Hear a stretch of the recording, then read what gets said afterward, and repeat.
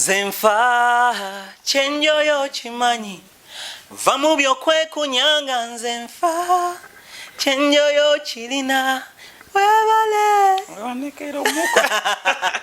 yo mugama mutawagana bange, it's your boy Victor's Ginger Boy Oliku SMX Media, and keep it up, don't change the dial.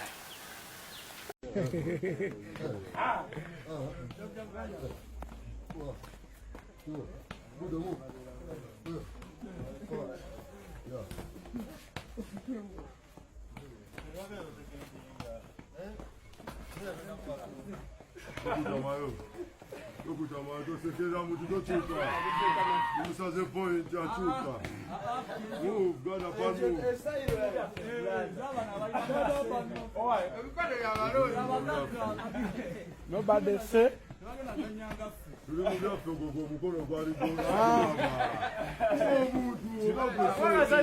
Konde vya balodi. Tuli mu byafe yasembo kuzanya mu America bali bamuyita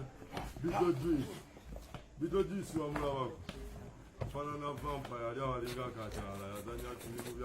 Alien Skin beekubye ebikonde ne Mudra kyokka ate ye Omubbi Akiguddekko we bamukutte. Omuyimbi eyayimba twagala Pentagon police emuzudde oluvannyuma lw'okuwambibwa ate ng'eggaali z'abayimbi babalabudde zandibaleetera ebizibu. Nkwaniriza nnyo wano ku SMX Media nange mu SMX waneetwa ne updates buli lunaku buli ssaawa. Story wejjira we tugikola ekisinga okubeera ekikulu nti stories of tuziconverting nga zibeera nga ziwewuka data wale mekubeera nga agenda mungi. Kankusaba subscribing tojja kubeera nga missing updates na ddala nga zino. Ennaku z'omwezi nga lumu March tugenda beera mu first born concert ya mwana muwala Lydia Jasmine. Tubeeyo tusobole okubeera nga tumusupportinga. Yes, katutandike n'akatambi. Katutandikire ku kikonde ekyatokose ku Fanguni Forest. Alien Skin we yabadde aspiringa muko n'omukulu Mudra. Fenofena tumanyi bulungi nnyo nti eggaali ya Mudra abantu gye basinga okubeera nga bawa respect naye bagamba yakyasinze eggaali ey'amaanyi okukugatta eggaali ya Alien Skin. Fena gye tumanyi obulungi kugatta eggaali ya Fake Gaza, kugatta eggaali za Shakibu n'abasigadde abangi abalina eggaali. Naye omukulu wa Fanguni Forest Alien Skin wamu n'omukulu alina eggaali ekyasinze mu ggwanga erya Uganda Mudra basipayalinzeemu awo balabe ani akira kwani, balabe ani akira kwani, era weebiti we byagenze mu maaso oluvannyuma lwa aspiringamuko. Ababeera beegezaamu tebeekubira bya ddala, just kwegezaamu n'amugira wati n'agamba awo mbeera nkukubye, lwagira wati n'agamba awo obeera owedde. So ekitibwe kyagenze mu maaso wali kufa mu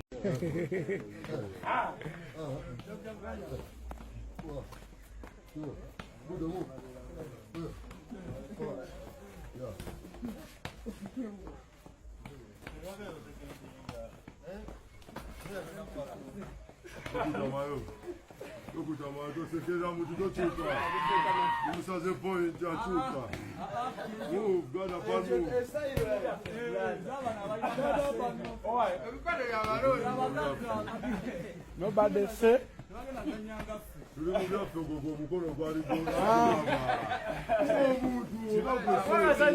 Konde vya balodi. Tuli mu byafe yasembo kuzanya mu America bali bamuyita Bidodis wa mulabako. Fanana vampire ali abalinga akakyala yazanya tuli mu by'Afrika.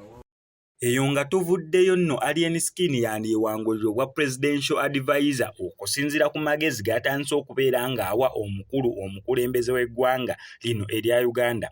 Alien Skin alina endowooza ye ate buli omu ali entitled ku ndowooza ye kubanga endowooza yo kya bugagga kyo. So Alien Skin alina amagezi ge yawadde president wa Uganda simanyi oba agenda gagoberera oba tagenda gagoberera olw'ensonga eyamukutteko. Nina amagezi Alien Skin nga presidential advisor ge yawadde president Yoweri Kaguta Museveni ge gano.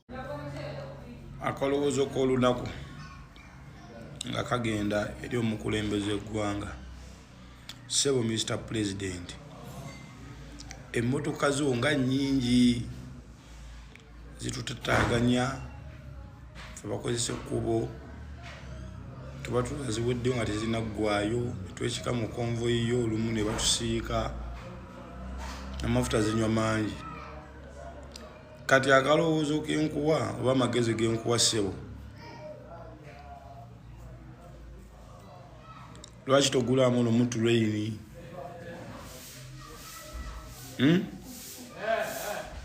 Okitegedde kye nkugamba nze nkimanyi just lwakwebuzaabuza bwebuzaabuza bwe nkumaze. Eyo nga tuvuddeyo ate ye omubbi akiguddeko banna omanyi okugenda okubba nga bakulaba nanti endabirwamu zibeera za tinti kati baleerewo dda barikoodinga oli tamanyi muba mu rikoodinga nga ye yagenza okutamiriza ye lwaki mbeera amukoogera nga akatambiwe kali akatambi keeka.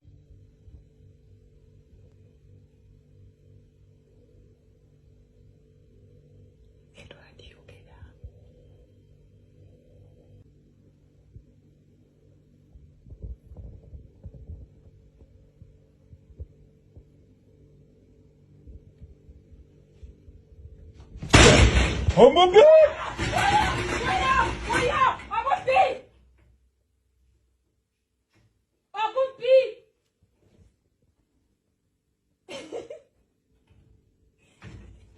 Ate nga tuvuddeyo abayimbi bonna abalina eggaali obwabwe bubakeeredde okuli Alien Skin okuli Mudra okuli Gaza buli muyimbi yenna alina eggaali bukeeredde anti Ragga bali mukola nteekateeka kulaba ngeri ki enkola eyo ey'okubeera n'eggaali gyesitoopingibwamu kubanga kisusse mu ggwanga erya Uganda byonna bye bino.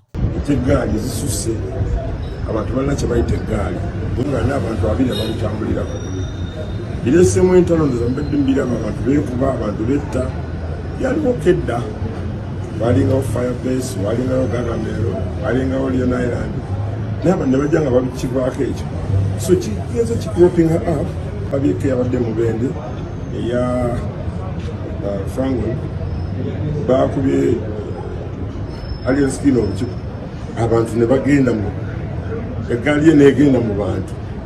It is totally wrong. Bamenye entebe balwanyi abantu bayinza okuttirawo so muyinza okubeera abantu 20 ne muvasinga abantu 200 kiba kyangu okutta so twagala tubeere ne standards of work tubeere n'engeri gye tugenda okukolamu emirimu gino tusobole okuvanga okuganyulwa abantu okuganyulwamu. Ekigambibwa nti wawo ssente ezazze ewammwe era nga obukiiko olw'obutuuzizza olunaku olwaleero muli ku nteekateeka ya kutematema ngeri gye munaagabamu ziri ssente. Nsuubira mu meeting mubaddemu meeting olwaleero ne workshop gye tuliko ennaku zino ebbiri yakutereeza nakola kye bayita self regulation okuba nti abantu bakola bulungi emirimu nga waliwo standards. Akalowoozo k'olunaku nga kagenda eri omukulembeze eggwanga. Sebo Mr. President, emmotoka zo nga nnyingi zitutaaganya ffe bakozesa ekkubo tuba tulaziweddeo nga tezinaggwaayo netwekika mu konvoyi yo olumu ne batusiika amafuta zinywa mangi. Kati akalowoozo kenkuwa oba amagezi genkuwa Sebo, lwaki togulamu no mutu raini?